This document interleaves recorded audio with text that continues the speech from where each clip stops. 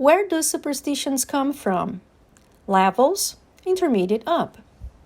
Before listening to the episode, discuss the following questions with your teacher in class. Number 1. What are superstitions? How would you define them? Number 2.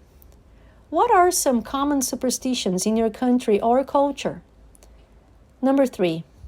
How superstitious are you? Are you afraid of black cats? Would you open an umbrella indoors? And how do you feel about the number 13? Whether or not you believe in them, you're probably familiar with a few of these superstitions. So how did it happen that people all over the world knock on wood or avoid stepping on sidewalk cracks?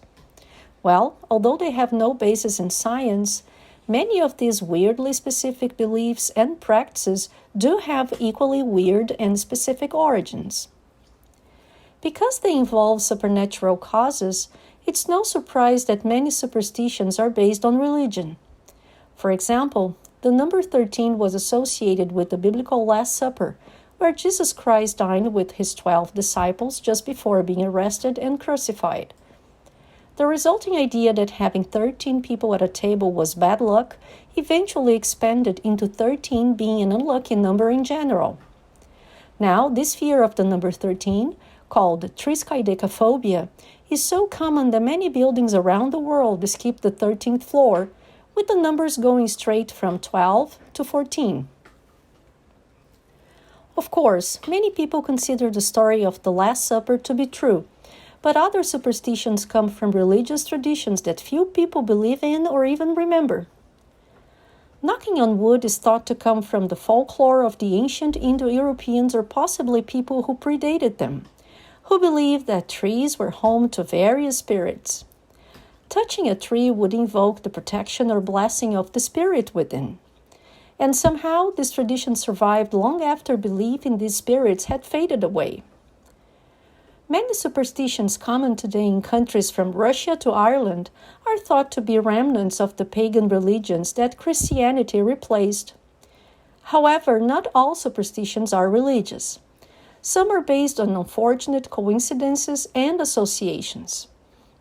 For example, in Italy, 17 is considered an unlucky number. One anagram of the Roman numeral XVII is vixi, which in Latin translates as I have lived, with the implication, my life is over, or I'm dead. While still in operation, some Alitalia planes had no row 17. Some Italian hotels have no room 17. Similarly, the word for the number 4 sounds almost identical to the word for death in Cantonese, as well as in languages like Japanese and Korean that have borrowed Chinese numerals. Moreover, since the number 1 also sounds like the word for must, the number 14 sounds like the phrase must die. That's a lot of numbers for elevators and international hotels to avoid. Believe it or not, some superstitions actually make sense, or at least they did until we forgot their original purpose. For example, theater scenery used to consist of large painted backdrops, raised and lowered by stagehands who would whistle to signal each other. Absent-minded whistles from other people could cause an accident, but the taboo against whistling backstage still exists today, long after the stagehands started using radio headsets. Along the same lines, lighting 3 cigarettes from the same match really could cause bad luck if you were a soldier in a foxhole, where keeping a match lit too long could draw attention from an enemy sniper. Most smokers no longer have to worry about snipers, but the superstition lives on.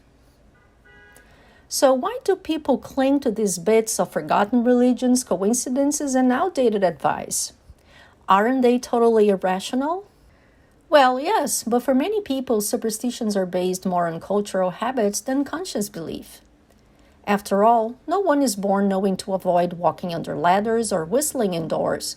But if you grow up being told by your family to avoid these things, chances are they'll make you uncomfortable, even after you logically understand that nothing bad will happen.